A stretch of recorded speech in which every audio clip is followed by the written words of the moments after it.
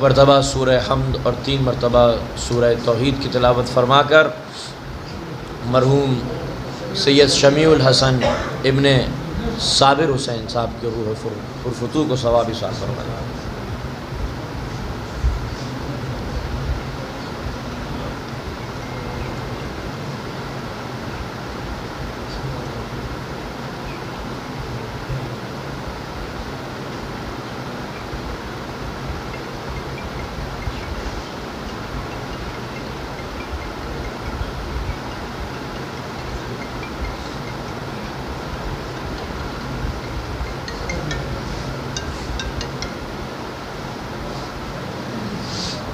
اعوذ باللہ من الشیطان اللعین الرجیم، بسم اللہ الرحمن الرحیم، الحمد للہ رب العالمین والصلاة والسلام علی اشرف الانبیاء والمرسلین سید الاولین والآخرین شفیع المذنبین ابو القاسم المصطفیٰ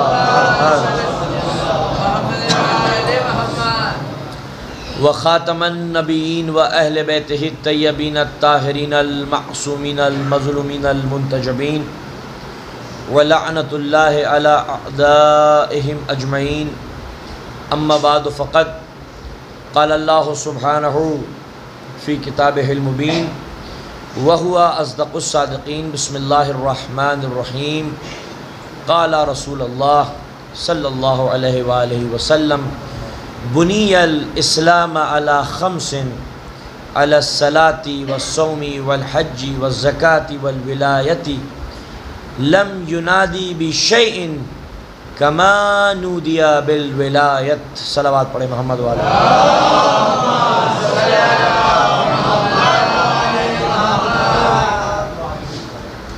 عزاداران امام مظلوم، مومنین کرام، اہل عزا، اہل ولا، تمام تعریفیں، ہر قسم کی حمد اور توصیف پروردگار عالم کے لیے، معبود حقیقی کے لیے، رب حق توحید صمدی کے لیے، اس اللہ کے لیے، اس معبود کے لیے کہ جس کی عظمت اور جس کی جبروت کے سامنے مصطفیٰ اور مرتضیٰ جیسی ہستیاں بھی سجدہ ریز نظر آتی ہیں، اور درود و سلام لامتناہی، لا تعداد، لا محدود، انگنت، انتھک رحمتیں نازل ہوں ان پاک چہروں پر جن چہروں سے رحمان کی تجلیاں ظاہر ہوتی ہیں۔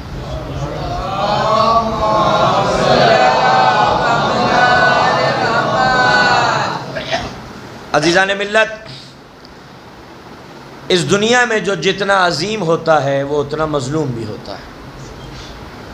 1400 برس ہو گئے، آج بھی عزاداروں پر خودکش حملے ہو رہے ہیں۔ کبھی کراچی میں وسفوٹ ہوتا ہے، کبھی سامرہ میں دھماکہ ہوتا ہے، کبھی کسی اور مقام پر عزاداروں کو تشدد کا، زد و کوب کا نشانہ بنایا جاتا ہے۔ منفی طاقت والے اور باطل حکومت والے یہ سمجھتے ہیں کہ بم کے دھماکوں سے عزاداری کو اور عزاداروں کو روکا جا سکتا ہے، لیکن یہ لوگ نہیں جانتے کہ حسین کا سچا عزادار ہوتا ہی وہ ہے جس کے لہو کا ہر قطرہ راہ حسین میں بہنے کے لیے منتظر ہوتا ہے۔ عزادار کی سانسیں جب کھلتی ہیں جب وہ موت سے پنجہ لڑا لیتا ہے۔ عزاداروں کو بم کے دھماکوں سے ڈرانا ایسا ہے جیسے کوئی مچھلی کو یہ دھمکی دے کہ تجھے پانی میں ڈبو دوں گا۔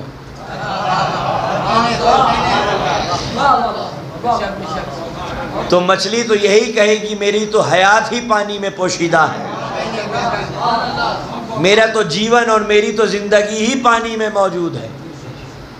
تو عزاداروں کو نہ بم کے دھماکوں سے ڈرایا جا سکتا ہے، نہ کسی وبا سے ڈرایا جا سکتا ہے، اس لیے کیونکہ یہ وہ عزاداری ہے جو تمنائے فاطمہ ہے، یہ وہ عزاداری ہے جو آرزو زینب ہے۔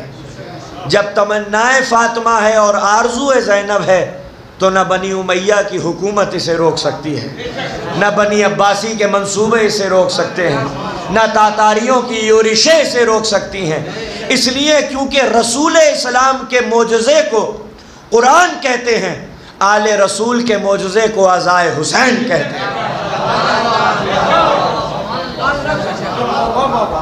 نہ قرآن جلانے سے مٹ سکا ہے اور نہ ہی عزاداری کسی بھی دھماکے سے فنا ہو سکتی ہے۔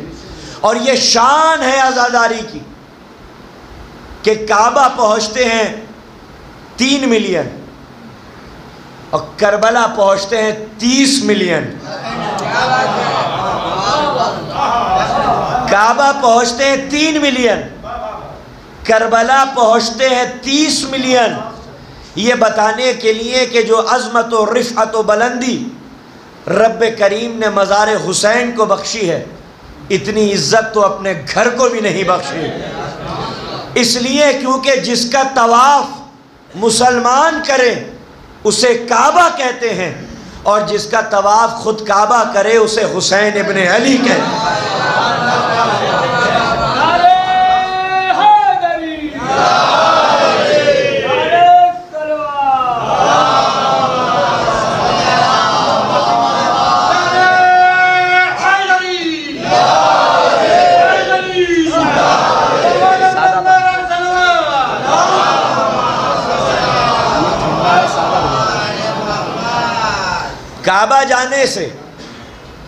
کعبہ جانے سے جسموں کی تطہیر ہوتی ہے، کربلا جانے سے نسلوں کی تطہیر ہوتی ہے۔ حیدر سے عداوت تھی تو کعبہ نہیں لیتے، پتھر کے مکی ہاتھ میں شیشہ نہیں لیتے۔ حیدر سے عداوت تھی تو کعبہ نہیں لیتے، پتھر کے مکی ہاتھ میں شیشہ نہیں لیتے۔ ہم لوگ ہیں مرہون کرم کرب و بلا کے، ہم لوگ سعودی سے وظیفہ نہیں لیتے۔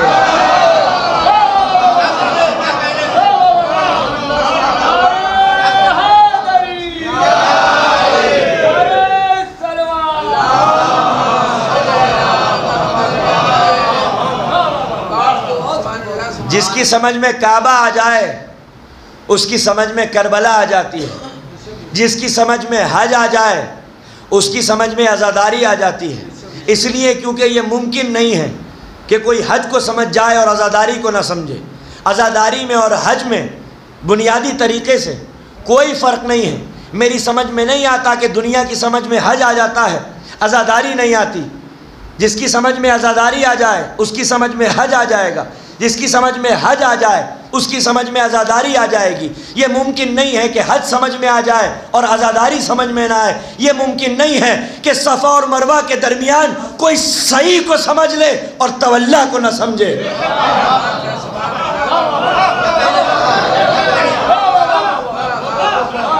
یہ ممکن نہیں ہے کہ حج سمجھ میں آ جائے اور عزاداری سمجھ میں نہ آئے۔ یہ ممکن نہیں ہے کہ کوئی صحیح کو سمجھ لے اور تولا کو نہ سمجھے۔ یہ ممکن نہیں ہے کہ کوئی رمی الجمرات کو سمجھ جائے، 3 شیطانوں پر کنکر مارنے کو سمجھ جائے اور تبرہ کو نہ سمجھے۔ یہ ممکن نہیں ہے، یہ ممکن نہیں ہے۔ جس نے صحیح کو سمجھ لیا اس نے تولا کو سمجھ لیا، جس نے کنکریاں کو سمجھ لیا اس نے تبرہ کو سمجھ لیا۔ جس کی سمجھ میں حجر اسود کا بوسہ آ جائے یہ ممکن نہیں ہے کہ اس کی سمجھ میں علم اور زری کا بوسہ نہ آئے۔ جس نے زری کا بوسہ سمجھ لیا، جس نے حجر اسود کا بوسہ سمجھ لیا اس نے زری کا بوسہ سمجھ لیا۔ یہ ممکن نہیں ہے کہ کسی کی سمجھ میں زمزم آ جائے۔ آج بھی متوے بانٹتے ہیں، زمزم بانٹتے ہیں، کیوں؟ لے جاؤ، اس میں شفا ہے۔ میری سمجھ میں نہیں آیا کہ ان کی سمجھ میں آب زمزم کی شفا آ گئی، خاک شفا سمجھ میں نہیں آئی۔ یہ ممکن نہیں ہے، یہ ممکن نہیں ہے کہ کوئی صحیح کو سمجھ جائے، کوئی صحیح کو سمجھ جائے۔ اسے میرے خیال میں بندی کر دے تو بہتر ہے۔ ایک صلوات پڑھ دے محمد والا۔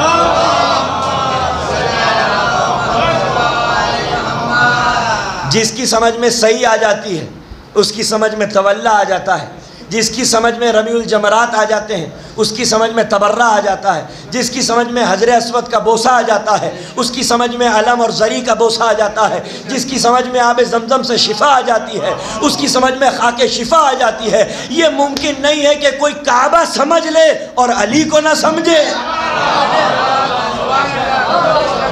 ایک صلوات پڑھ دیں محمد والا۔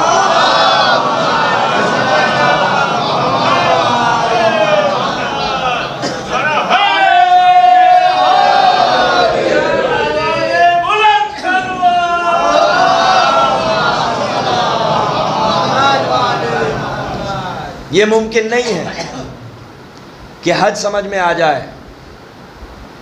اور کعبہ سمجھ میں نہ آئے، کربلا سمجھ میں نہ آئے۔ جس نے حج کو سمجھ لیا اس نے عزاداری کو سمجھ لیا، اور جس نے عزاداری کو سمجھ لیا اس نے حج کو سمجھ لیا۔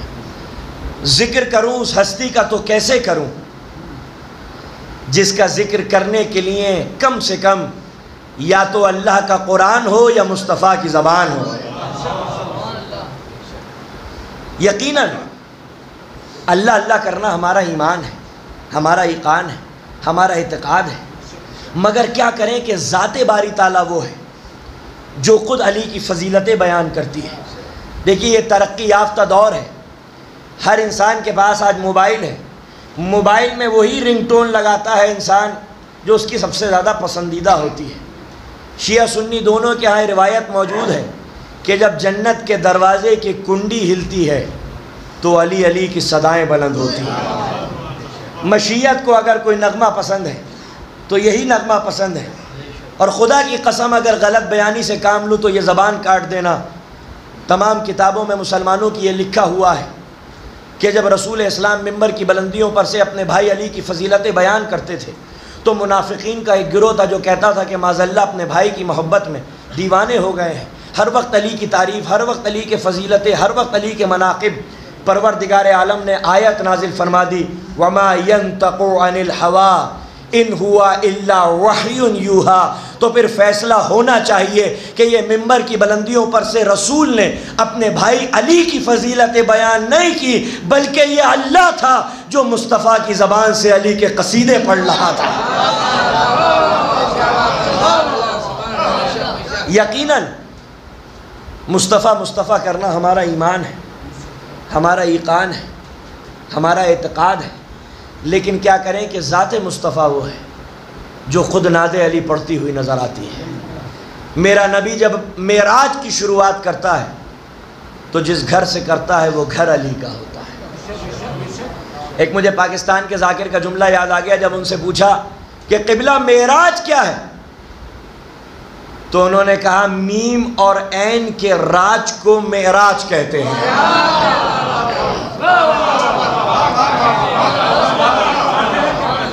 محمد اور علی کے راج کو معراج کہتے ہیں۔ یقیناً مصطفیٰ کرنا ہمارا ایمان ہے، لیکن جب نبی اپنے معراج کی شروعات کرتے ہیں تو جس گھر سے کرتے ہیں وہ گھر علی کا۔ جب آسمان کی بلندیوں پر جاتے ہیں تو فرشتے جس شکل میں اپنا دیدار کرواتے ہیں وہ چہرہ علی کا، جو نغمے سنائی دیتے ہیں وہ نغمے علی کے، جو صدائیں سنائی دیتی ہیں وہ صدائیں علی کی۔ جب پردے کے پیچھے سے آواز آتی ہے تو لہجہ علی کا۔ اور آپ حضرات کے ذوق کو دیکھتے ہوئے ایک جملہ کہہ دوں، لہجہ علی کا کمال ہی یہ ہے کہ مصطفیٰ بھی سن لے تو معراج ہو جایا کرتی ہے۔ اور جب آسمان کی بلندیوں سے زمین کی پستیوں پر آتے ہیں تو جس گھر میں آتے ہیں وہ گھر علی کا۔ تو جب مصطفیٰ کی معراج بنا علی کے مکمل نہیں ہوتی تو ہم مسلمانوں کی ایمانی معراج بنا علی کے مکمل کیسے ہو سکتا؟ اور ایک جملہ کہوں کہ ذات علی کا عرفان حاصل کرنا تو بہت دور کی بات ہے، پہلے انسانیت اور مسلمان اس میں علی کی تجلیوں کے برداشت کرنے کے متحمل ہو جائیں، نام علی کی تجلیوں کے برداشت کرنے کے متحمل ہو جائیں، اس لیے کیونکہ یہ نام وہ ہے نام کہ ہے عرش پہ تحریر، حقہ کے اسی نام سے کرسی کی ہے توقیر، بالا ہے اسی نام کے باعث فلک و پیر، گیتی ہوئی ساکت یہ ہے اس نام کی تاثیر، طوفان کی بلا نوح پہ آئی تھی وہ رد کی، آدم کی اسی نام نے مشکل میں مدد کی۔ اور ایک بہت بڑے شاعر نے آواز دی مولا کائنات کی بارگاہ میں خراج عقیدت پیش کرتے ہوئے کہ بھٹک رہے ہو کہاں عاقبت گری کے لیے، بھٹک رہے ہو کہاں عاقبت گری کے لیے، علی کا نام ہی کافی ہے رہبری کے لیے۔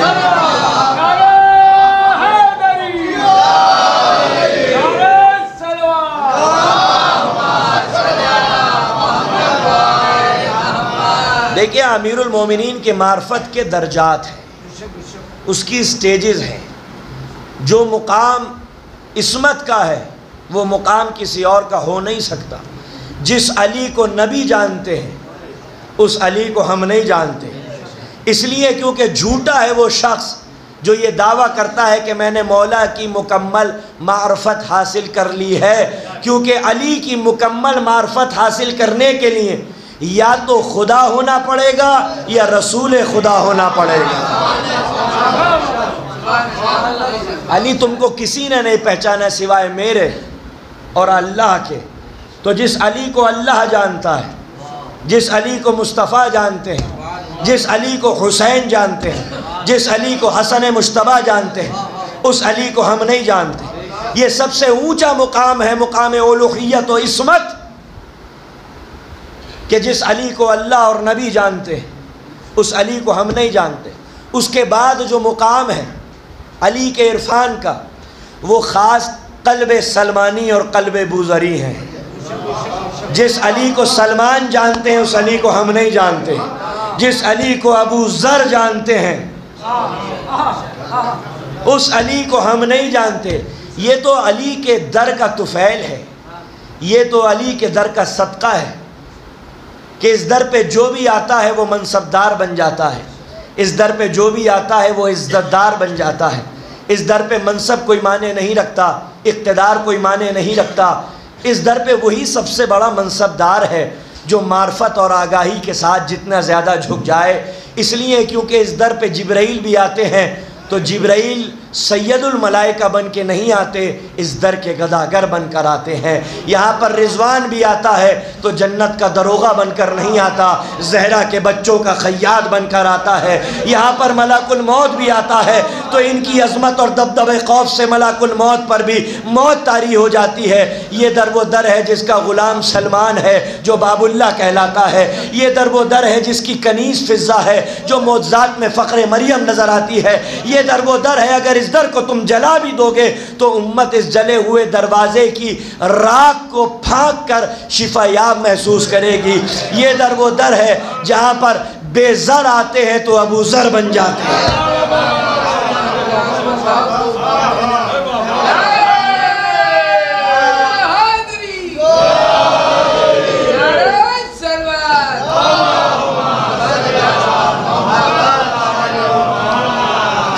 بے زر آتے ہیں تو ابو ذر بن جاتے ہیں، بے خاندان والے آتے ہیں تو سلمان بن جاتے ہیں، سیاہ فام آتی ہے تو فضہ بن جاتی ہے۔ یہ تو در علی کا کمال ہے۔ تو ابو ذر اور سلمان جس علی کو جانتے ہیں اس علی کو ہم نہیں جانتے۔ سب سے اونچا مقام مقام الوہیت و عصمت، اس کے بعد صحابیت کا مقام ہے۔ جس علی کو سلمان و ابو ذر جانتے ہیں، اور ان دونوں میں بھی اتنا فرق ہے کہ رسول نے فرمایا اگر ابو ذر کو پتہ چل جائے کہ سلمان کے دل میں کیا ہے تو سلمان کے قتل پر راضی ہو جائے۔ اس کے بعد عرفاء کا مقام ہے، علماء ربانی کا مقام ہے، جس علی کو خواجہ معین الدین چشتی جانتے ہیں، جس حسین کو خواجہ جانتے ہیں، اس حسین کو ہم نہیں جانتے۔ جس علی کو شہباز قلندر جانتے ہیں، اس علی کو ہم نہیں جانتے۔ اسی لیے تو انہوں نے کہا حیدریم قلندرم مستم بندہ مرتضیٰ علی ہستم، کہ پیشوائے تمام رندانم، کہ سگے کوئے شیر یزدانم۔ کہتے پہلے میں حیدری بنا، حیدریم، پھر میں قلندر بنا، قلندرم، پھر میں ولائے علی کے جام پی پی کر مست ہو گیا، حیدریم قلندرم مستم بندہ مرتضیٰ علی ہستم۔ اور میں امیر المومنین کا غلام ہوں، میں بندہ ہوں، لیکن جو علی کا بندہ بن جاتا ہے، علی کا غلام بن جاتا ہے، اسے معمولی مت سمجھنا کہ پیشوائے تمام رندانم۔ دنیا میں جہاں جہاں روحانی شخصیتیں پائی جاتی ہیں، میں ان سب کا ہادی اور پیشوا ہوں، اس لیے کیونکہ میں علی مرتضیٰ کا غلام ہوں۔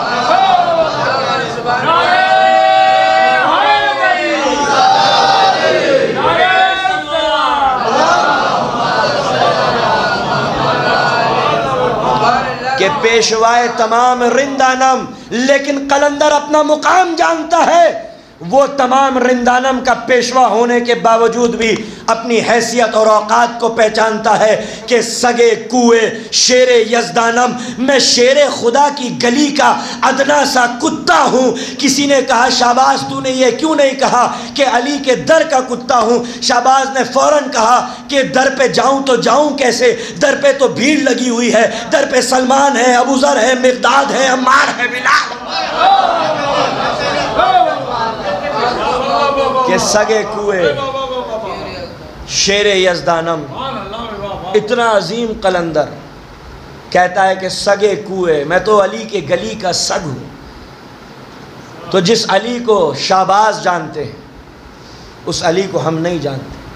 جسے خواجہ اجمیری جانتے ہیں، اسے ہم نہیں جانتے۔ جس معصوم کو روحانی شخصیتیں جانتی ہیں، اس علی کو ہم نہیں جانتے۔ اور اس کے بعد جو سب سے نچلا مقام ہے، جو چوتھا درجہ ہے معرفت علی کا، وہ ہم مومنین کا اور عزاداروں کا ہے، جس میں انیس بھی ہیں، جس میں دبیر بھی ہیں، خدائے سخن بھی ہیں، دبیر بھی ہیں۔ اور دبیر کی نظروں میں علی کا مقام کیا ہے کہ دبیر کہتے ہیں علی کی ذات کی بات نہیں کر رہا، علی کی ذات کی بات نہیں کر رہا، علی کے جسم مبارک کی بات نہیں کر رہا، علی کے روضے کی بات نہیں کر رہا، علی کی ذریعہ مبارک کی بات نہیں کر رہا، علی کی قبر کی بات نہیں کر رہا، علی کے جسد اطہر کی بات نہیں کر رہا۔ جس خاک میں اور اس میں جو سینکڑوں ذرات ہیں، جس میں علی کا جسد اطہر ہے، اس کی بات نہیں کر رہا۔ ان سینکڑوں ذرات میں سے جو ایک ذرہ ہے، میں اس کی بات کرنا چاہتا ہوں، چونکہ وہ علی سے منسوب ہو گیا ہے، وہ میری نظروں میں اتنا قیمتی ہے کہ مرزا دبیر کہتے ہیں توجہ، نجف کا ذرہ نہ دوں آفتاب کے بدلے،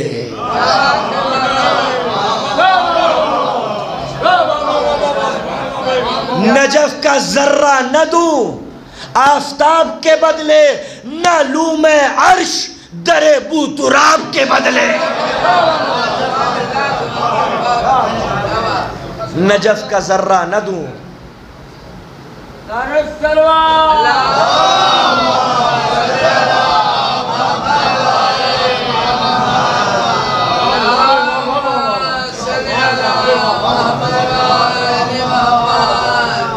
نجف کا ذرہ نہ دوں آفتاب کے بدلے، نہ لوں میں عرش در بو تراب کے بدلے۔ اسی لیے امام جعفر صادق علیہ الصلوۃ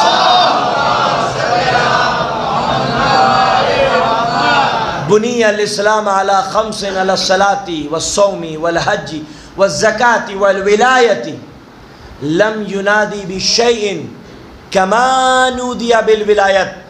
میرے مولا نے فرمایا کہ دین کی بنیاد 5 چیزوں پر ہے، نماز، روزہ، حج، زکوٰۃ، ولایت. لم ینادی بشیء کما نودی بالولایت. اور جیسے ولایت کی جانب بلایا گیا ہے ایسے کسی کی جانب نہیں بلایا گیا. تو کیا مطلب؟ کیا اللہ کی نماز ہلکی ہو گئی؟ اللہ کا روزہ ہلکا ہو گیا؟ اللہ کا حج ہلکا ہو گیا؟ اللہ کی زکوٰۃ ہلکی ہو گئی؟ کہا نہیں، تم سمجھے نہیں. کہا کیا سمجھو؟ کہا یہ سمجھو کہ مسافر کی نماز قصر ہو جاتی ہے، عورت کے مخصوص ایام میں نماز روزے واجب نہیں رہتے، نادار اور غریب پر حج واجب نہیں، غریب اور مفلس پر زکوٰۃ واجب نہیں، لیکن علی کی ولایت مرد پر بھی واجب، عورت پر بھی واجب، امیر پر بھی واجب، غریب پر بھی واجب، مسافر پر بھی واجب، ساکن پر بھی واجب، بیمار پر بھی واجب، صحت مند پر بھی واجب.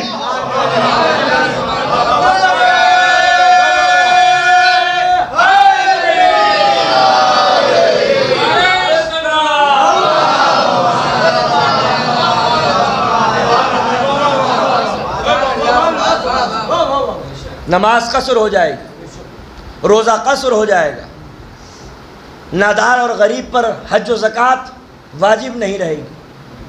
لیکن مولا کی ولایت، علی کی ولا، مرد ہو، عورت ہو، بیمار ہو، صحت مند ہو، مسافر ہو، ساکن ہو، غریب ہو، امیر ہو، ہر انسان پر واجب. کیوں؟ کیونکہ ولایت علی ہے بینک اکاؤنٹ.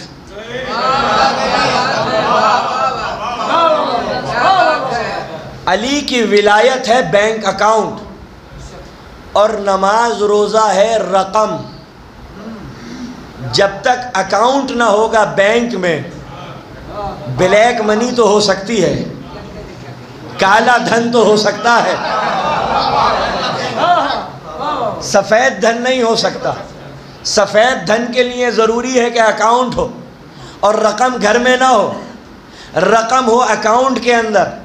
اگر رقم گھر میں ہوئی، اکاؤنٹ میں نہ ہوئی، تو وہی کالا دھن بن جاتا ہے، وہی بلیک منی بن جاتی ہے. گورنمنٹ مجرم سمجھتی ہے، اور جتنی زیادہ رقم ہوگی،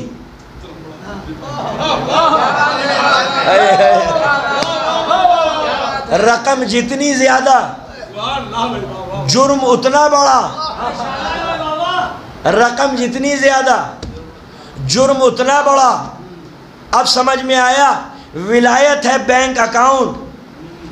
جب تک ولایت کا اکاؤنٹ نہ ہوگا، نماز اور روزے کی رقم جمع نہیں کی جا سکتی. نماز اور روزے کی رقم جمع نہیں کرائی جا سکتی. تو ولایت بنی الاسلام علی خمس، علی الصلاۃ والصوم والحج والزکاۃ والولایت لم ینادی بشیء کما نودی بالولایت. اور جیسے ولایت کی جانب بلایا گیا ہے ایسے کسی کی جانب نہیں بلایا گیا. کہا میری سمجھ میں نہیں آیا. کہا یہ سمجھو کہ ہم نے کانپور میں ایک ڈگری کالج قائم کیا تاکہ قوم کے بچے پڑھ سکیں. بڑا شاندار کالج تھا، بڑی خوبصورت قیمتی عمارت تھی، حریر اور دیبا کے پردے تھے، دبیز قالینیں تھیں، مہنگے مہنگے اساتذہ کرام تھے. ہم نے داخلہ دینا شروع کر دیا. طلاب آئے، داخلہ لیا، رقم بھی بھاری بھرکم تھی. اس کے بعد جو طالب علم تھا وہ پڑھنے لگا. رات دن، نہ دن دیکھا، نہ رات دیکھی، نہ دھوپ دیکھی، نہ تپش دیکھی، نہ حدت دیکھی، نہ حرارت دیکھی، نہ بھوک دیکھی، نہ پیاس دیکھی. رات دن پڑھتا رہا، محنت کرتا رہا 2 سال تک. رقم بھی دی، محنت بھی کی. اس کے بعد جو سند ملی، اول درجے سے سند حاصل کی.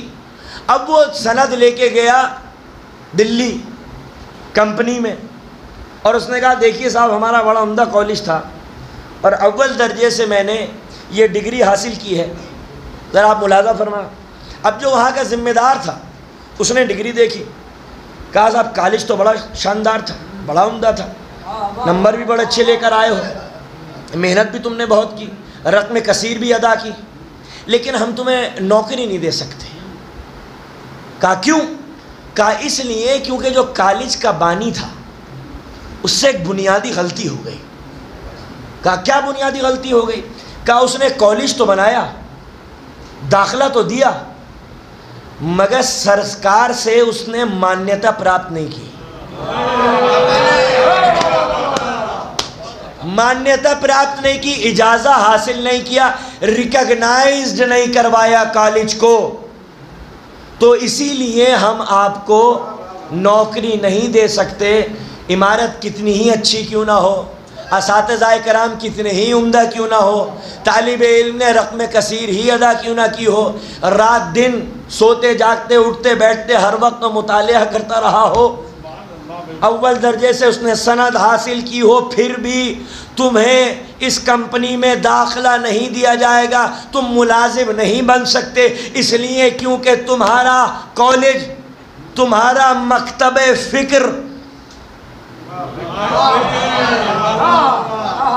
اسے سرکار کا اجازہ حاصل نہیں ہے۔ اب سمجھ میں آیا کہ رسول اللہ نے کیا کہا تھا، اگر کوئی نبیوں کے اعمال لے کر آئے کہ اس نے راتوں کو جاگ جاگ کر اللہ کی عبادت کی ہو، دن کی تپتی ہوئی دوپہریں پیاس اور روزے کی حالت میں گزار دی ہو، پہاڑ سے زیادہ مال اللہ کی راہ میں خرچ کر دیا ہو، پوری عمر بیت اللہ کا طواف کرتا رہا ہو، لیکن اگر اس کے دل کے اندر رائی کے دانے کی برابر علی کے لیے بغض ہے، تو قسم اس ذات کی جس نے مجھے حق کے ساتھ مبعوث کیا، جنت میں جانا تو بہت دور کی بات ہے، جنت کی خوشبو اس کے ناک کے نتنوں کے اندر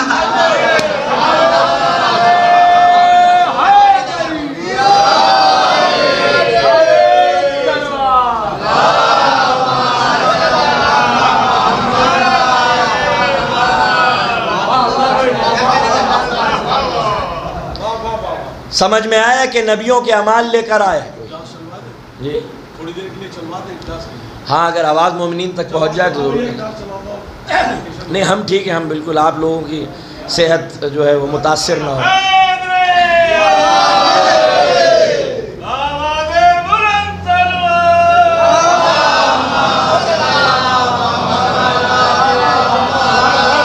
نبیوں کے کوئی اعمال لے کر آئے، راتوں کو جاگ جاگ کر اس نے اللہ کی عبادت کی ہو، دن میں روزے رکھے ہوں، پہاڑ سے زیادہ مال اللہ کی راہ میں خرچ کر دیا ہو، پوری عمر اللہ کے گھر کا طواف کرتا رہا، جنت کی خوشبو بھی اس کے دل میں داخل نہیں ہوگی، ناک کے نتنوں کے اندر، اگر رائی کے دانے کی برابر علی کے لیے بغض ہے۔ اس کا مطلب تمہارا مکتب فکر کو جب تک دبستان امامت سے اجازہ حاصل نہ ہو جائے تب تک کوئی عمل بارگاہ خداوندی میں قبول نہیں ہے، جب تک اعمال کے سرٹیفکیٹ پر ولایت کی مہر نہیں ہوگی جنت میں وہ انسان داخل نہیں ہو سکتا۔ مہر ولایت اور مہر امامت ثبت ہونی چاہیے اعمال کے سرٹیفکیٹ پر۔ ایک ہمارے دوست تھے، ذاکر تھے، انتقال ہو گیا ان کا، وہ امریکہ جاتے تھے مجلس پڑھنے کے لیے۔ وہ بتاتے ہیں کہ جب 9/11 کا واقعہ ہوا امریکہ میں تو پابندیاں بڑھ گئیں، ہمارے پاس ویزا تھا، ہم پہنچے اگلے برس مجلسیں پڑھنے کے لیے۔ اب جو امیگریشن آفیسر تھا اس نے ہم سے سوال کیا کہ صاحب آپ کیوں آئے ہیں؟ کہا کہ صاحب ہم محرم کی مجلسیں پڑھنے آئے ہیں۔ کہا اچھا۔ اس نے فوراً سوال کیا کیا آپ شیعہ ہیں؟ انہوں نے کہا جی صاحب میں شیعہ ہوں۔ کہا اچھا پہلے کمرے میں آ جائیے، آفس میں آ جائیے۔ اب وہ آفیسر ان کو لے کر وہ جو ان کا سینٹر بنا ہوتا ہے اس میں گیا، وہ کہتے ہیں کہ میں نے دیکھا کہ پہلے سے وہاں پر اکابرین کرام تشریف فرما تھے، میں ان کے پہلو میں آ کر بیٹھ گیا۔ ہم نے ان سے پوچھا کہ صاحب کیا ہوا؟ تو انہوں نے کہا کہ صاحب 4-5 گھنٹے ہو گئے، یہ ہم اس کمرے میں لے کر آئے تھے، نہ کوئی سوال نہ جواب نہ پوچھ نہ تھا، کوئی آ ہی نہیں رہا ہے۔ آپ کیوں آئے ہیں امریکہ؟ کہا صاحب ہم تبلیغ کے لیے آئے ہیں۔ اب انہوں نے سوال کیا کہ آپ کیوں آئے؟ کہا صاحب ہم ولایت کی تبلیغ کے لیے آئے ہیں، ہم مجلسیں پڑھنے آئے ہیں۔ ان کا اچھا۔ وہ کہتے ہیں کہ ابھی 15-20 منٹ گزرے تھے کہ ان کا ایک آفیسر آیا اور پوچھتا ہے کہ آپ میں سے مجلسیں پڑھنے کون آیا ہے محرم کے مہینے؟ انہوں نے کہا صاحب کہا آپ کا تھوڑا سا انٹرویو ہوگا، ذرا آ جائیے۔ سامنے ہی ان کے ڈیسک لگی ہوتی ہے، ہم نے بھی دیکھا ہے ڈیسک لگی ہوتی ہے، وہاں پہ اونچی کرسی ہوتی ہے، اس پہ آفیسر بیٹھا ہوتا ہے۔ اس نے ان سے سوال پوچھا، آپ شیعہ ہیں؟ کہا ہاں۔ مجلسیں پڑھنے آئے ہیں؟ کہا ہاں۔ ایام ازاں میں؟ کہا جی، سب ٹریننگ دی جاتی ہے ان کو۔ کہا اچھا ثابت کریں کہ آپ شیعہ ہیں؟ کہا پوچھئے جو سوال پوچھنا ہے۔ کہا اچھا آپ کیا 12 امام ہیں؟ کہا جی، ذرا نام سنائیے۔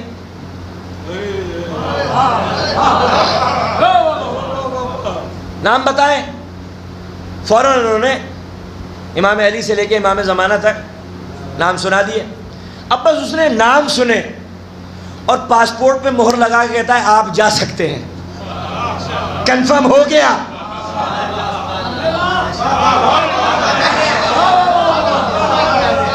کنفرم ہو گیا، آپ جا سکتے ہیں۔ اب یہ خرامہ اپنا بیگ اٹھایا ان کے پہلو سے، اب یہ ایک دم سے گھبرائے پریشان، ارے ہمیں تو کئی گھنٹے گزر گئے اور تمہیں 15 منٹ میں فارغ کر دیا۔ کہا ہاں۔ کہا کیا پوچھا؟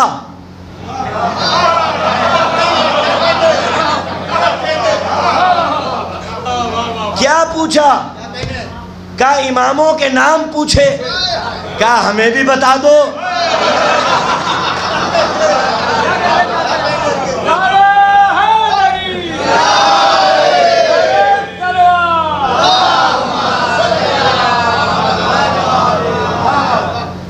کہا یاد کر لو، یہاں بھی کام آئیں گے، محشر میں بھی کام آئیں گے۔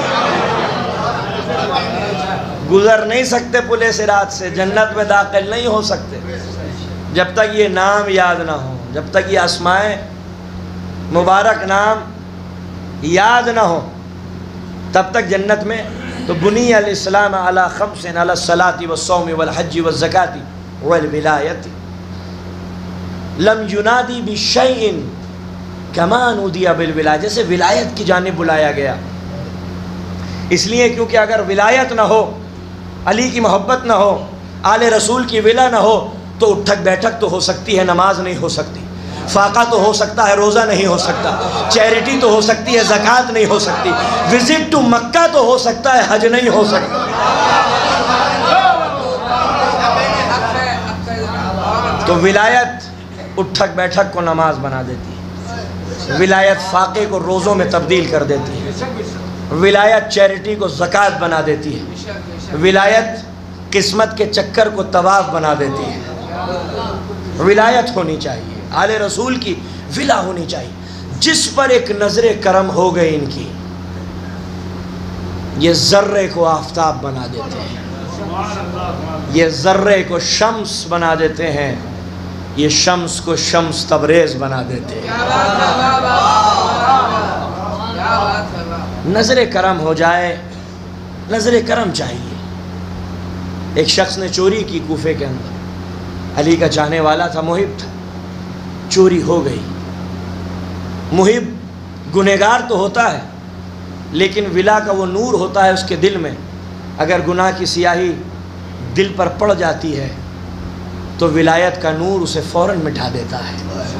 اس نے اقبال جرم کیا، مولا کی ظاہری خلافت کا دور تھا، اقبال جرم کر لیا، مولا نے حد جاری کی، اس کی انگلیاں کاٹ دیں۔ اس نے اپنی انگلیاں پکڑیں، خون ٹپک رہا تھا، لے کر چلا، مولا کے قصیدے پڑھتا ہوا چلا، قرآن کی آیتیں پڑھتا ہوا چلا، جس کے مصداق علی تھے، ان حدیثوں کو سناتا چلا جس کے مصداق علی تھے۔ مجھ سے بہتر کون، مجھ سے افضل کون، مجھ سے اعلیٰ کون، مجھ سے عمدہ کون؟ میری انگلیاں اس نے کاٹی ہیں جو مصداق انما ہے، جو مصداق العطا ہے، جو مصداق کوثر ہے، جس کی ذات لعاب دین رسالت سے بلا فصل سیراب ہوتی رہی ہے، میری انگلیاں اس نے کاٹی کہ جس کا چلنا مشیت ہے، جس کا بولنا شریعت ہے، جس کی سانسیں تلاوت ہے، جس کی نیند عبادت ہے، جس کی عقل قرآن ہے، جس کی فکر تفسیر ہے، جس کا نفس نور ہے، جس کا جسم نور گر ہے، جس کے دن کی گھڑیاں مقدس ہے، جس کی راتیں تطہیر ہے۔ میری انگلیاں اس نے کاٹی ہیں جو نور اول ہے، خلق اول ہے، روح اول ہے، جسم اول ہے، شعور اول ہے، عشق اول ہے، وجہ اللہ ہے، عین اللہ ہے، لسان اللہ ہے، ید اللہ ہے، جنب اللہ ہے، خاصت اللہ ہے، خزائن اللہ ہے، سر اللہ ہے، شاہ ولایت ہے، شیر مردہ ہے، شاہ یزدہ ہے، قوت پروردگار ہے، عرش پہ اولا ہے، قدیر کا مولا ہے۔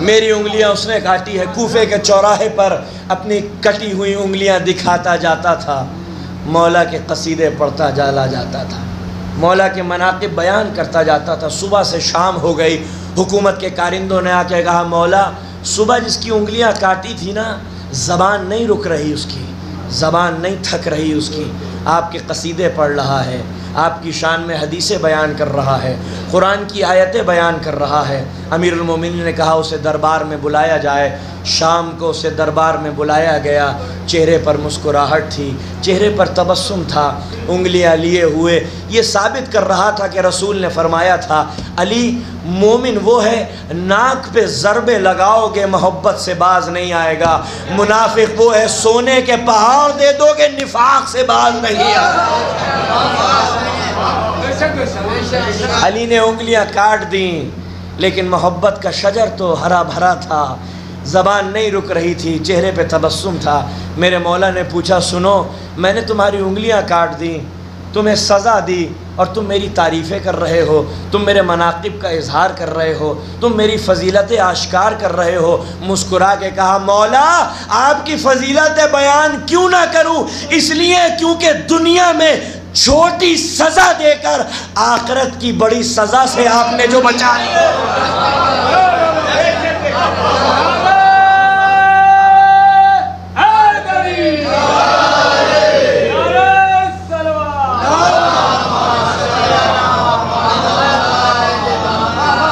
دنیا کی چھوٹی سزا دے کر آخرت کی بڑی سزا سے جو آپ نے بچا لیا، اب وقت آ گیا تھا کہ بارگاہ ولایت سے اسے کچھ عطا کیا جائے۔ امیر المومنین نے کہا ذرا کٹی ہوئی انگلیاں تو مجھے دے۔ اس نے اپنی کٹی ہوئی انگلیاں مولا کے ہاتھ پر رکھ دی، مولا نے انگلیاں اٹھائیں اور ہر اس انگلی کو اسی مقام پر رکھا جہاں سے اسے قطع کیا تھا۔ نہ لکیر تھی، نہ نشان تھا، نہ لہو کے قطرات تھے، نہ تکلیف کا احساس تھا۔ ہاتھ ایسا ہی ہو گیا جیسے صبح تھا۔ پورا دربار آنکھیں پھاڑ پھاڑ کر اس منظر کو دیکھ رہا تھا۔ کسی نے پوچھا مولا جو صبح کیا تھا وہ کیا تھا اور اب جو کیا ہے وہ کیا ہے؟ مولا نے مسکرا کے عبرتناک جملہ دیا ہے دنیا کو، کہا جو صبح کیا تھا وہ جرم کی سزا تھی، جو اب کیا ہے وہ محبت کی جزا ہے۔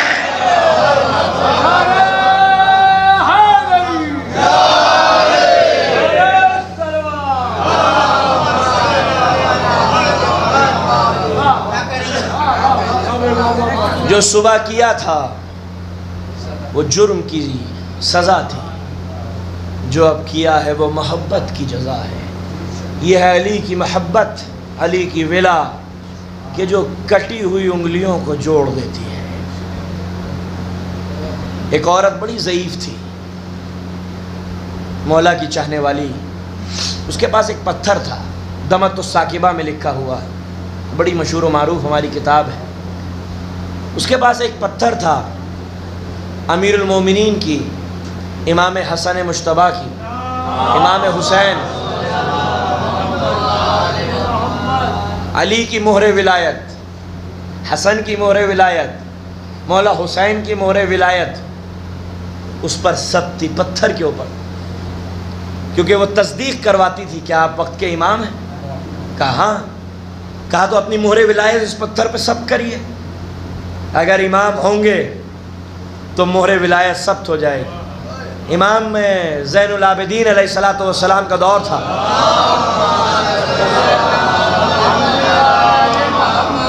بہت ضعیفہ،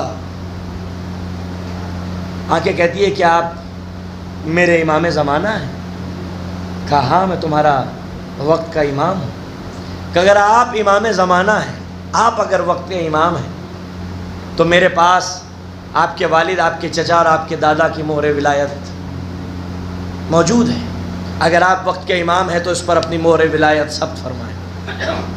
میرے مولا نے اپنی انگوٹھی لی اور مہر ولایت ثبت فرمائی۔ انگوٹھی پتھر میں ایسے درائی جیسے موم میں گرم لوہا در آتا ہے۔ مہر ولایت ثبت ہوئی۔ اس مومنہ کے چہرے پر تبسم پھیلا۔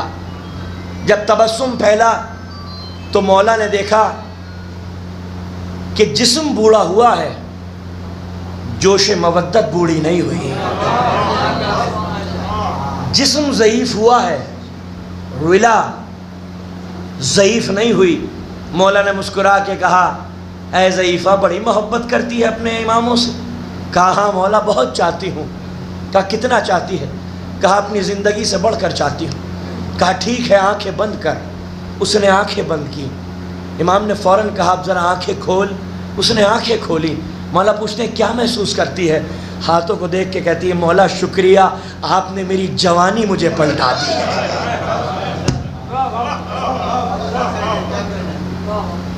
یہ ہے علی کی ولا، یہ ہے آل رسول کا عشق کہ جو دنیا میں بھی فائدہ دیتا ہے، قبر کی تاریکیوں میں بھی فائدہ دیتا ہے، جو کٹی ہوئی انگلیوں کو جوڑ دے، جو جوانی کو پلٹا دے۔ بصرہ میں اعلان ہوا کہ کل جب سورج کی کرن بصرہ کی سرزمین پر پہنچے گی تو وہ نئی سوغات اور پیغام لے کر آئے گی۔ کہا کیسا پیغام؟ کہا کل صبح ہوتے ہوتے علی کا بیٹا، رسول کا جانشین حسن مجتبیٰ علیہ السلام بصرہ کی سرزمین پر تشریف لا رہے۔ حاکم شام بصرہ میں پہلے سے موجود تھا، شام کی دولت بصرے والوں میں تقسیم کرنے کے لیے آیا تھا۔ چونکہ معاہدہ ہوا تھا، کچھ خراج امام حسن کو بھی جانا تھا۔ مسجد کے اندر حاکم شام ہے، ابھی رات گزر رہی ہے۔ بصرہ کے مومنین میں سے ایک مومن تھا، بہت ہی غریب اور نادار، ایک موچی جوتے بنانے والا۔ اس نے اپنی زوجہ سے کہا کل میرا مولا آ رہا ہے لیکن میرے پاس دینے کے لیے کچھ نہیں ہے۔ بیوی نے کہا کہ جوتیاں کیوں نہیں تیار کرتا؟ کہتا ہے بیوی اگر میرے پاس چمڑا ہوتا تو میں مولا کے لیے جوتیاں تیار کرتا۔ اب اس نے ایک مشورہ دیا، مومنہ نے کہا اگر چمڑا نہیں تو کیا ہوا، میرے پاس کچھ لکڑیاں پڑی ہوئی ہیں، تو امام کے لیے لکڑیوں کی جوتیاں تیار کر۔ پوچھتا ہے کیا میرا مولا سادہ جوتیاں قبول فرمائے گا؟ کہا وہ تو کریم ابن کریم ہے، وہ تو سقی ابن سقی ہے، اس کی ہاتھوں میں لکیریں نہیں ہیں، سخاوت کے بہتے ہوئے دریا ہیں۔ تحفہ معمولی ہی کیوں نہ ہو، وقت کا امام ضرور قبول فرمائے گا۔ رات بھر یہ لکڑی کی جوتیاں تیار کرتا رہا۔ ادھر بانگ اذان بلند ہوئی، حاکم شام مسجد میں، نماز تمام ہوئی۔ اس کے بعد اعلان ہوا کہ حسن مجتبیٰ تشریف لا رہے ہیں، مسجد کے اندر ہی تشریف لا رہے ہیں۔ حسن مجتبیٰ مسجد میں پہنچے تو کیا دیکھتے ہیں؟ مومنین قطار لگائے ہوئے کھڑے ہوئے ہیں، اور جس کے پاس جو تھا وہ امام کی بارگاہ میں پیش کر رہا تھا۔ امام کے ساتھ کچھ غلام چل رہے ہیں جو تحفے موصول فرما رہے ہیں۔ اب اس نے محسوس کیا، غریب موچی نے، کہ جو دیگر مومنین ہیں ان کے پاس جو تحفے ہیں وہ قیمتی ہیں، میرے پاس جو تحفہ ہے جو میں رات بھر بناتا رہا وہ بہت ہی سادہ ہے، شاید اس لائق نہیں ہے کہ امام کی خدمت میں پیش کیا جائے۔ امام آگے بڑھ رہے تھے، اس کے ہاتھوں میں جو جوتیاں تھیں اس نے پشت کے پیچھے چھپا لی۔ امام چلتے چلتے جب اس کے سامنے آئے تو رک گئے، مسکرا کے اس کو دیکھ کے کہا وہ جوتیاں نہیں دے گا جو تو رات بھر تیار کرتا رہا ہے۔ اس کی آنکھوں میں آنسو آئے، اس کی آنکھیں چھلکنے لگیں۔ اس نے جوتیاں امام کی خدمت میں پیش کی۔ امام صرف یہی نہیں ٹھہرے، امام نے کہا کہ ہم تیری جوتیاں پہننا چاہتے ہیں۔ امام نے اپنی نالین مبارک اتارے اور اس کی جو لکڑیاں کی جوتیاں تھیں اس میں اپنے قدم مبارک ڈال دیے اور مسکرا کے کہا اس سے بہتر تحفہ ہمیں ملا نہیں ہے۔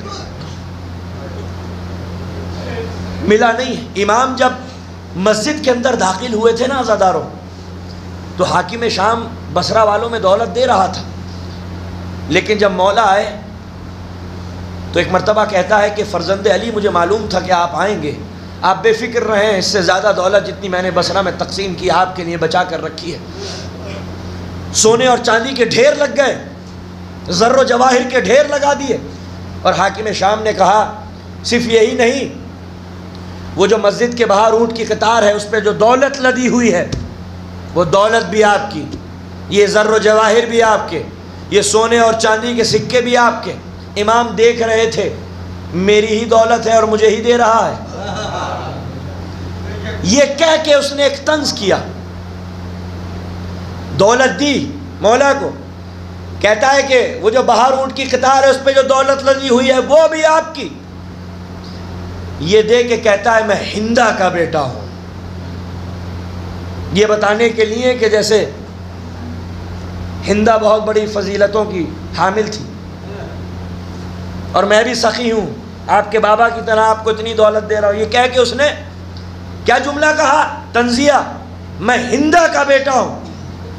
جب اس موچیوں نے جوتیاں پیش کی ہیں نا تو امام نے ایک مرتبہ سونے اور چاندی کو دیکھا، زر و جواہر کو دیکھا، اس دولت کو دیکھا، درہم و دینار کو دیکھ کے کہا یہ ساری دولت آج سے تیری ہے۔ یہ کہہ کے حاکم شام کی طرف دیکھ کے علی کے بیٹے نے کہا میں فاطمہ کا بیٹا ہوں۔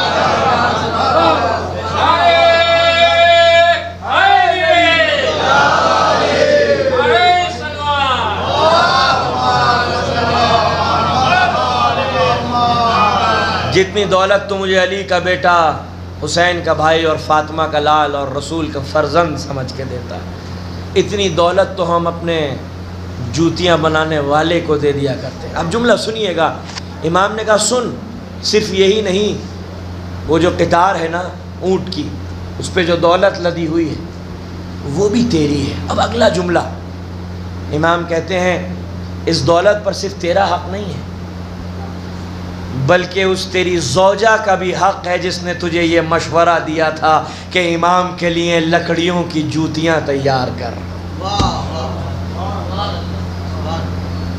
علم غیب کا مالک جانتا تھا کیا گفتگو ہوئی ہے، کس کا مشورہ تھا؟ لکڑی کی جوتیاں بنا، لیکن جو جوتیاں لکڑی کی محبت کے ساتھ، ولا کے ساتھ، جوش مودت کے ساتھ ڈھالی گئی تھیں، اتنی قیمتی ہو گئیں کہ جب امام حسن مجتبیٰ نے اسے اپنے میزان عدل میں تولا تو دنیا اور آخرت کی دولتیں رکھ دیں۔ امام نے اگلا جملہ فرمایا سن، بڑا عبرتناک جملہ ہے مولا کا۔ مولا کہتے ہیں سن، یہ جو دولت ہم نے تجھے دی ہے نا، یہ جو دولت تجھے مرحمت فرمائی ہے، یہ جو دولت تجھے دی ہے، یہ جوتیوں کا صلہ نہیں ہے۔ یہ جو دولت تجھے دی ہے یہ جوتیوں کا صلہ نہیں ہے، ان جوتیوں کا صلہ فرزند علی تجھے روز محشر دے گا جب نانا اور باپ کی کرسی لگائی جائے گی۔ یہ جوتیوں کا صلہ نہیں ہے، تیری محبت کا صلہ سوائے جنت کے کچھ اور ہو ہی نہیں سکتا۔ یہ ہے ولا، کہ جس پہ نظر کرم ہو جائے امامت اور ولایت کی، ذرے سے آفتاب بن جاتا۔ علی کون؟ مظہر صفات خدا، جو صفات خدا کا مظہر ہو اسے علی کہتے ہیں، جو علی کی صفات کا مظہر ہو اسے عباس کہتے ہیں۔ عباس کی اثار و قربانی، فداکاری، جان نثاری، زہد و تقوی، عصمت و عدالت، شجاعت و بہادری، رحم و حلم و بردباری، عفو و بخشش، غیرت و سخاوت، مکمل علی کی تصویر۔ جو اللہ کا شعر ہے اسے علی کہا، جو علی کا شعر ہے اسے عباس کہا۔ صفین میں بٹھایا گھوڑے پر عباس کو علی نے، سجایا سنوارا، اپنا خود، اپنا بختر، اپنا پٹکا، اپنی نالین عباس کے قدموں میں، عباس کی کمر میں، عباس کے سر پہ خود پہنا دیا، سجا کے سوار دیا حضرت عباس کو۔ شاعر کہتا ہے نیزہ زمین پہ آپ نے مارا جو یک بیک، ماہی نے دب کے گاوے زمیں سے کہا سرک۔ دور قدیم میں یہ تصور تھا ہندوستان میں کہ جو دنیا ہے گائے کے سینگ پر گھوم رہی ہے۔ اسی تصور کا استعمال شاعر نے کیا ہے، کیونکہ جس جگہ پر گائے کا سینگ ہوگا وہاں پہ دباؤ ہوگا۔ تو شاعر کہتا ہے جب عباس نے نیزہ مارا زمین پر تو دباؤ پیدا ہوا، زمین کے نیچے جو پانی تھا، پانی میں جو مچھلی تھی اسے دباؤ محسوس ہوا، اسے لگا کہ یہاں وہ گائے کا سینگ ہے جو دباؤ پیدا کر رہا ہے۔ جب نیزہ مارا تو مچھلی کو کیا محسوس ہوا کہ یہ گائے کا سینگ ہے۔ نیزہ زمین پہ آپ نے مارا جو یک بیک، ماہی نے، مچھلی نے دب کے گاوے زمیں سے کہا سرک۔ اسے لگا کہ یہ گائے کا سینگ ہے۔ شاید قیامت آئی، زمین پہ گرا فلک، بس الحفیظ کہہ کے لرزنے لگے ملک۔ غل تھا الٹ چکا ہے جری آستین کو، یا ابو تراب آ کر بچا لے زمین کو، یا ابو تراب آ کر بچا لے زمین کو۔ عباس کو بھیجا جنگ صفین، 13 برس کا سن ہے، میسرے کو میمنے پر، میمنے کو میسرے پر، قلب لشکر کو الٹ دیا حضرت عباس نے۔ نقاب ڈال دی تھی امیر المومنین نے کہ پتہ نہ چلے کہ کون ہے، مگر آنکھوں کی چنگاریاں بتا رہی تھیں کہ وقت کا علی ہے جو تلوار چلا رہا ہے۔ نہ کاٹ میں فرق تھا، نہ مزاج میں فرق تھا، نہ قد و قامت میں فرق تھا، نہ آنکھوں کے غیظ و غضب میں فرق تھا، نہ پیشانی پر پڑی ہوئی نفرت کی لکیروں میں فرق تھا۔ عباس تلوار چلا رہے تھے، ادھر علی دیکھ رہے تھے دور سے کہ میرا بیٹا عباس جنگ لڑ رہا ہے۔ ایک مرتبہ علی کے ذوق شجاعت نے انگڑائی لی، علی نے کہا لاؤ قود لاؤ، بختر لاؤ، پٹکا لاؤ، نالین لاؤ۔ علی نے خود زرہ زیب تن کی گھوڑے پر بیٹھے نقاب ڈالی، تلوار کو بے نیام کیا، گھوڑے کو ایڑ لگائی اور دوڑاتے ہوئے عباس کے برابر میں آ گئے۔ عباس نے علی کو دیکھا، علی نے عباس کو دیکھا، پورے لشکر نے دونوں کو دیکھا اور فرار اختیار کرنا شروع کی، یہ کہتے ہوئے ابھی تو ایک علی کا مقابلہ نہیں کر پا رہے تھے، یہ دو دو علی کہاں سے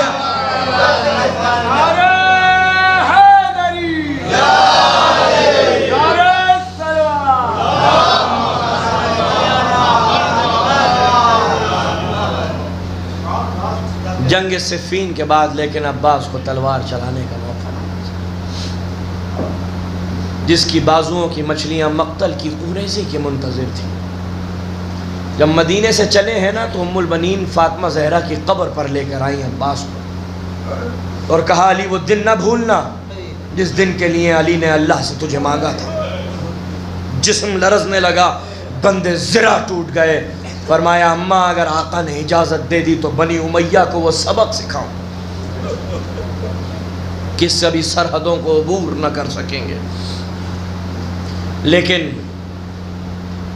سوال بیعت ہوا مدینے میں، عباس کا ہاتھ عزم بن کے قبضہ شمشیر پر جا کر رکا، تلوار چلانے کی اجازت نہیں دی حسین۔ حج کو عمرے سے تبدیل کیا، عباس کو جلال آیا، حسین نے کاندھے پر ہاتھ رکھ کے کہا عباس تجھے ہمارے حق کی قسم ہے۔ عباس لہو کے گھونٹ پیتے رہے عزادارو، مگر وہ صفین کا مجاہد اور فاتح تلوار نہ چلا سکا۔ خیمے نصب ہوئے کوفے کی جانب امام جا رہے تھے، رات دن مسلم کی یاد دل میں باقی تھی۔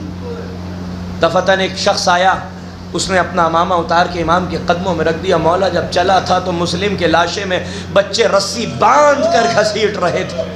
کوہرام برپا ہوا خیمے میں۔ حضرت عباس کی سگی بہن جناب رقیہ جو حضرت مسلم کی زوجہ تھی، حضرت عباس خیمے میں پرسہ دینے کے لیے آئے۔ ایک مرتبہ بہن نے دامن پھیلا کے کہا بھیا پردیس میں میری مانگ اجڑ گئی، تیرے ہاتھوں میں تلوار رہی۔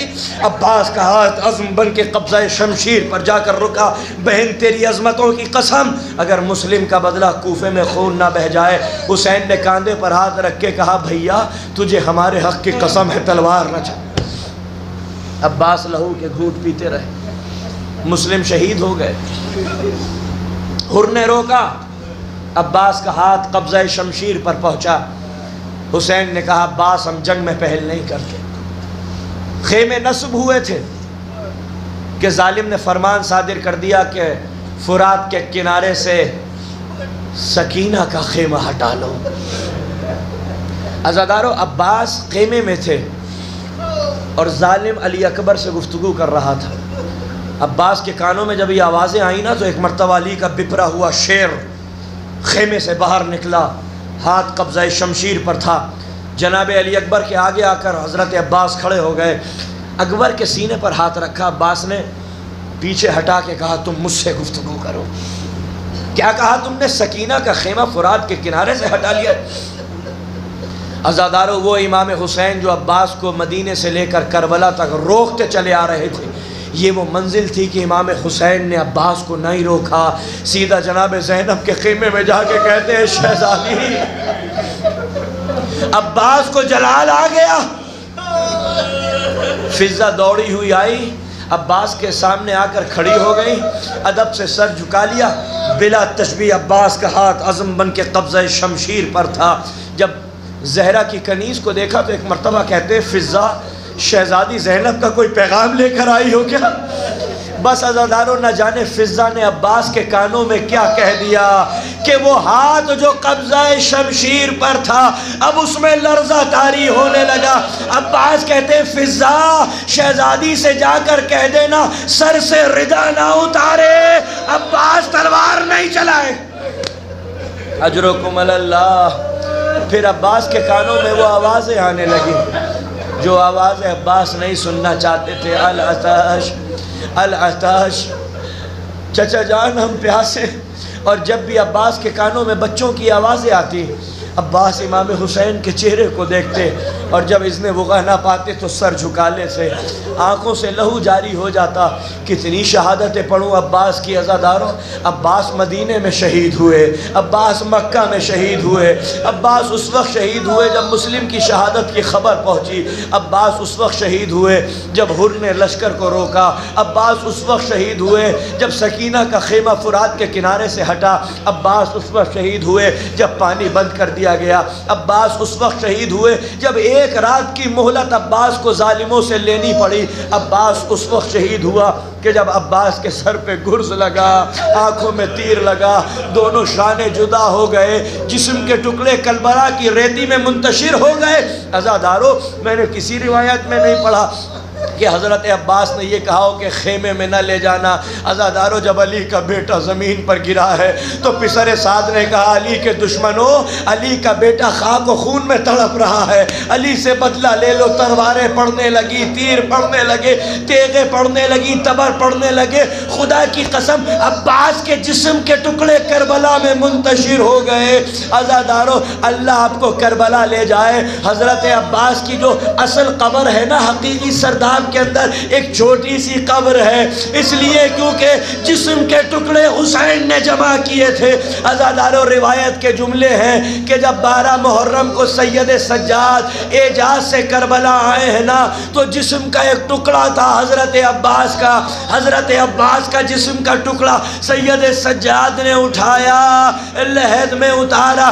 راوی کہتا ہے بہت دیر ہو گئی، سید سجاد قبر میں تو اترے لیکن واپس نہیں آئے۔ راوی کہتا ہے میں آگے بڑھا، لحد میں جھانک کر دیکھا تو کیا دیکھتا ہوں، بیمار کے رخسار عباس کے سینے پر رکھے ہوئے ہیں، اور زین العابدین رو رو کے کہہ رہے چچا عباس آپ کے مرنے کے بعد سکینہ کے منہ پہ تماچے مارے گئے، کانوں کی بالیاں اتار لی گئی، زینب کی ردا چھین لی، ہاتھوں میں رسی۔ اجرکم اللہ، مولا کوئی غم نہ دے سوائے غم امام مظلوم کے۔ عزادارو یہ تو حضرت عباس کا ذکر تھا، ایک بچے کا ذکر کرنا چاہتا ہوں۔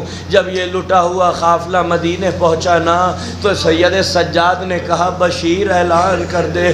بشیر نے اعلان کیا مدینے والو، مدینہ اب رہنے کی جگہ نہیں رہی، خاندان رسالت تباہ ہو گیا، فرزند رسول قتل ہو گئے۔ بشیر آگے آگے، مدینے والے روتے ہوئے بشیر کے ساتھ ساتھ چلے۔ اسی اثنا میں بشیر کہتا ہے ایک 4 برس کا بچہ میری نگاہوں کے سامنے آ کر کھڑا ہو گیا، اتنا خوبصورت بچہ میں نے اپنی زندگی میں کبھی نہیں دیکھا تھا۔ اس کی بڑی بڑی سیاہ نرگسی آنکھیں تھی، اس کے حسین گھونگر والے بال اس کے رخساروں پر لہلہا رہے تھے۔ اس نے بڑے معصوم انداز میں پوچھا شیخ کیا عراق سے قافلہ آیا ہے؟ کہا ہاں میرے لال عراق سے قافلہ آیا ہے۔ بچہ پوچھتا ہے کیا اس قافلے میں میرا بابا بھی آیا ہے؟ ارے اگر میرا بابا آیا ہو تو اپنی دادی سے کہوں کہ میرے سر میں تیل لگا دے، میری آنکھوں میں سرما لگا دے، مجھ کو نیا لباس پہنا دے۔ بشیر پوچھتا ہے میرے لال تم کون ہو، تمہیں کس کا انتظار ہو؟ بچہ کہتا ہے بشیر تو نے مجھے نہیں پہچانا، میں فضل ہوں، میں عباس کا بیٹا ہوں، مجھے میرے بابا نے دادی کی خدمت کے لیے مدینے میں چھوڑا تھا۔ بشیر نے سر جھکا لیا، آنکھوں سے آنسو جاری ہو گئے۔ نبوت کے گھرانے کا پروردہ یہ بچہ سب کچھ سمجھ گیا۔ زمین میں بیٹھا گریباں کو چاک کیا، ہاتھوں میں خاک اٹھائی، سر پہ ڈالتا جاتا تھا اور کہتا جاتا تھا شیخ ارے کیا میں یتیم ہو گیا، میرا بابا مارا گیا، ہائے میرا بابا عباس، ہائے میرا بابا۔ سيعلم الذين ظلموا أي منقلب ينقلبون إن لله وإنا إليه راجعون رضا بقضائه وتسليما لأمره اللهم اغفر للمؤمنين والمؤمنات والمسلمين والمسلمات الأحياء منهم والأموات تاب بيننا وبينهم بالخيرات إنك مجيب الدعوات إنك على كل شيء قدير۔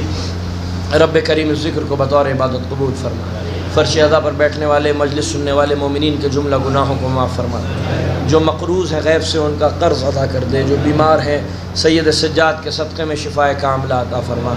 رب کریم نوجوانوں کو وہ توفیق دے جو تیرے حق کی نصرت میں کام آ سکے۔ خدا نخواستہ کوئی شریعت کا پابند نہ ہو، اسے شریعت محمدی کا پابند کر۔ خدا نخواستہ کوئی امام مظلوم کی عزاداری کو سبک اور ہلکا سمجھتا ہو، عزائے حسین کی عظمتوں کو اس کے دل کی گہرائیوں میں راسخ فرما دے، غیر اسلامی طاقتوں کو ناعبود قرار دے، پرچم توحید اور ولایت کو سربلندی عطا کر۔ عزادار جہاں جہاں بھی رہے تیرے حفظ اور امان میں رہے، ہماری زیارت گاہوں کی دینی مقدس مقامات کی حفاظت فرما۔ رب کریم مرحوم کے درجات بلند فرما، اہل خانہ کو صبر جمیل عطا فرما، ان کی صحت آبرو اور رزق میں کثیر اضافہ عطا فرما، ان کو کوئی غم نہ دے سوائے غم امام مظلوم کے۔